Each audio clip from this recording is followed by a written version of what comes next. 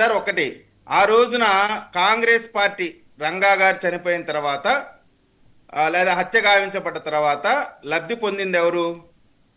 Congress party. Congress party అధికారంలోకి వచ్చింది. అధికారంలోకి వచ్చింది. దానికి ముందర మీరు చూడండి, రాజశేఖర్ రెడ్డి గారు రెడ్డి కాంగ్రెస్ లో నుంచి రాజకీయ ఆరంగేట్రం చేశారు. రంగా గారు కాంగ్రెస్ పార్టీలో ఎమ్మెల్యేగా గెలిచారు. రంగా గారు రాజశేఖర్ రెడ్డి గారికి అప్పటికే ఫ్యాక్షన్ దీంట్లో ఆయన స్టేట్ లెవెల్లో లీడర్గా ఎక్స్పోజ్ అవుతున్న సందర్భంలో ముఖ్యమంత్రి క్యాండిడేట్ గా ఇంకా ఎక్స్పోజ్ అవ్వలా, కానీ రంగా గారు అప్పటికే ముఖ్యమంత్రి క్యాండిడేట్ గా ఎక్స్పోజ్ అయిపోయి ఉన్నారు. అంటే ఆయన బ్రతుకున్న సమయంలోనే, ఆయన అతి కొద్ది సమయంలోనే రాష్ట్ర వ్యాప్తంగా ముఖ్యమంత్రి క్యాండిడేట్ ఎవరు కాంగ్రెస్ పార్టీలో అంటే వంగవీటి మోహన్ రంగా అనే స్థాయికి అప్పటికే ఆయన ఎలివేట్ అయినటువంటి పరిస్థితి. ఆయన ఎవరికి థ్రెట్? వాళ్ళ పార్టీలో ఉన్నటువంటి వాళ్ళకే థ్రెట్ తప్ప తెలుగుదేశం పార్టీ కాదు. ఎందుకంటే రంగా గారి యొక్క పార్టీ కాదు ఆయన ఉంది. ఆయన ఒక పార్టీలో ఉన్నాడు, ఆ పార్టీలో ఒక లీడరు, ఆ లీడరు ముఖ్యమంత్రి క్యాండిడేట్గా ఎస్టాబ్లిష్ అవుతున్నాడు. అతను ఎవరికి థ్రెట్ అవుతాడు? వాళ్ళ పార్టీలో ఉన్నటువంటి వాళ్ళకి థ్రెట్ అవుతాడు. సో ఇక్కడ రంగా గారి యొక్క విషయం ఆ విధంగా ఉంటే జగన్మోహన్ రెడ్డి గారు పార్టీ పెట్టాడు.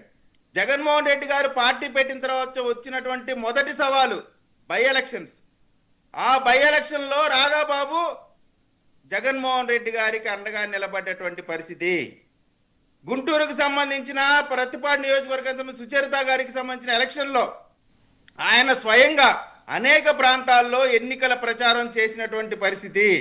జగన్మోహన్ రెడ్డి గారు ఈ రోజున పార్టీ నిలబడిందంటే ఆ రోజున రాధాబాబు చేసినటువంటి సహాయం కూడా మర్చిపోలేనటువంటి విషయాన్ని గుర్తుపెట్టుకోవాలా.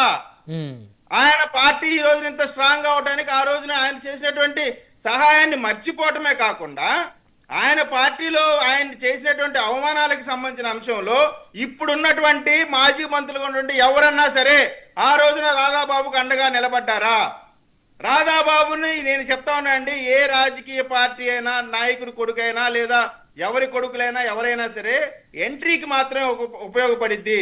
తర్వాత వాళ్ళంతటా వాళ్ళుగా ప్రజల్లో వాళ్ళు నమ్మకం కలిగించుకోవాలి. ప్రజల యొక్క విశ్వాసం వాళ్ళు పొందితే మాత్రమే వాళ్ళు సస్టైనబిలిటీ ఉంటది.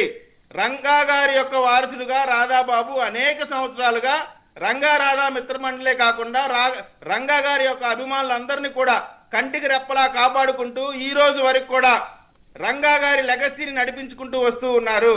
ఆశా కిరణ్ గారు కూడా ఇవాళ ఆమె మొదట వచ్చే సందర్భంలోనే చెప్పారు, నాకు ఇప్పటి వరకు కూడా బాధ్యతలు ఉన్నాయి, ఆ బాధ్యతలన్నింటినీ నేను సెటిల్ చేసుకొని ఈ రోజున రంగా గారి పేరు మీద రాజకీయ కార్యక్రమాలు కానీ ఆయన యొక్క సిద్ధాంతాలు కానీ ముందుకు తీసుకెళ్లేటువంటి ప్రయత్నం చేస్తానని చెప్పారు.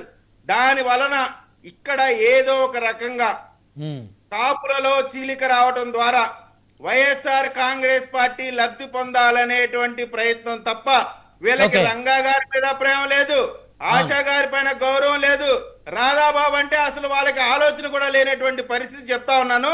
కాబట్టి కాపులు తెలివైన వాళ్ళు వైసీపీ వేసే ట్రాపుల్లో పడేటువంటి సమస్య లేదు. నిజాల కోసం, నిర్భయ రాజకీయాల కోసం విజయ్ కిరణ్ టీడీపీ ఛానల్ ను లైక్, షేర్ అండ్ సబ్స్క్రైబ్ చేయండి.